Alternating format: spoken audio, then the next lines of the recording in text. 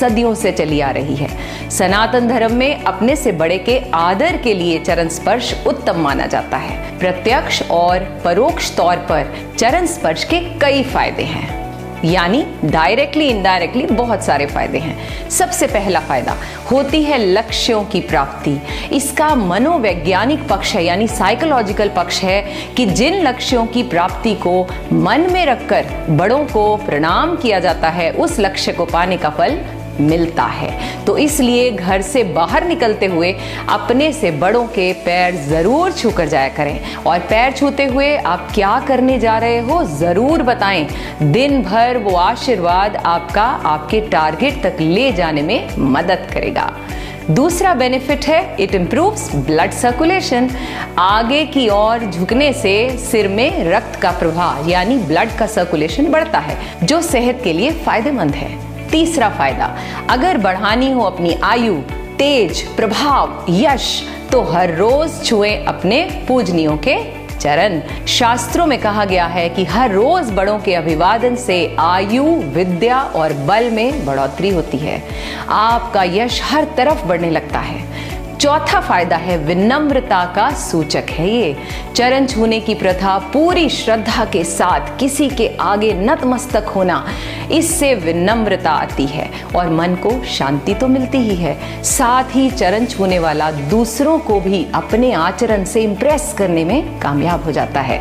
पांचवा फायदा आध्यात्मिक और मानसिक यानी मेंटल ग्रोथ करनी हो तो छूने होंगे चरण। जब हम किसी आदरणीय व्यक्ति के चरण छूते हैं, उनका हाथ आशीर्वाद के तौर पर हमारे सिर के ऊपरी भाग को स्पर्श करता है। इससे उस पूजनीय व्यक्ति की पॉजिटिव एनर्जी आशीर्वाद के रूप में हमारे शरीर में प्रवेश करती है। छठा फायदा है अनलिमिटेड एनर्जी पाने के लिए छूने होंगे चरण। इसका वैज्ञानिक पक्ष यानी साइंटिफिक रीजन यह है कि न्यूटन के नियम के अनुसार दुनिया में सभी चीजें ग्रेविटेशनल नियम पर चलती हैं, यानी गुरुत्वाकर्षण के नियम से बंधी हुई हैं। साथ ही गुरुत्व भार सदैव आकर्षित करने वाले की तरफ जाता है। हमारे शरीर पर भी यही नियम लागू होता है। सिर को उत्तरी ध्रुव और पैरों को दक्षिणी ध्रुव माना जाता है। इसका मतलब यह हुआ कि गुरुत्व ऊर्जा या चुंबकीय ऊर्जा जिसे मैग्नेटिक फील्ड कहते हैं, वो हमारे उत्तरी ध्रुव से प्रवेश करके दक्षिणी ध्रुव की ओर प्रवाहित होकर अपना चक्र पूरा करती है। यानी शरीर में उत्तरी ध्रुव यानी सिर से पॉजिटिव एनर्जी, अगर मैं नॉर्मल लैंग्वेज में बताऊं, सिर से पॉजिटिव एनर्जी प्रवेश करके पैरों की ओर प्रवाहित होती है। दक्षिणी ध्रुव पर ऊर्जा असीमित मात्रा में स्थिर हो जाती है, पैरों की ओर ऊर्जा का केंद्र बन जाता है। पैरों से हाथों द्वारा इस ऊर्जा को ग्रहण करने को ही चरण स्पर्श कहते हैं। सिंपल भाषा में जब भी चरण स्पर्श करें तो दूसरों के आदरणीय जो भी आपके बड़े हैं उनके अंगूठे को स्पर्श करें, क्योंकि वहां पर उनकी एनर्जी स्टोर हो जाती है।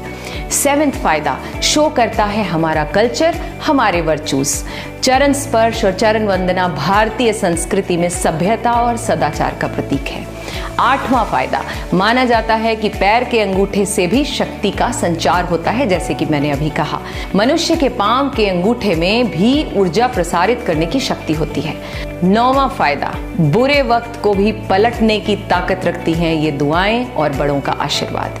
मान्यता है कि बड़े बुजुर्गों के चरण स्पर्श नियमित तौर पर करने से कई प्रतिकूल ग्रह भी अनुकूल हो जाते हैं। बुजुर्गों के दिल से निकली दुआओं से आप वो सब भी पा सकते हैं जो शायद आपकी किस्मत में भी नहीं है। 10वां फायदा पता है, यह एक प्रकार का सूक्ष्म व्यायाम भी है। पैर छूने से शारीरिक कसरत तो होती ही है, झुककर पैर छूने से, घुटनों के बल बैठकर प्रणाम करने से या साष्टांग दंडवत से शरीर फ्लेक्सिबल बनता है।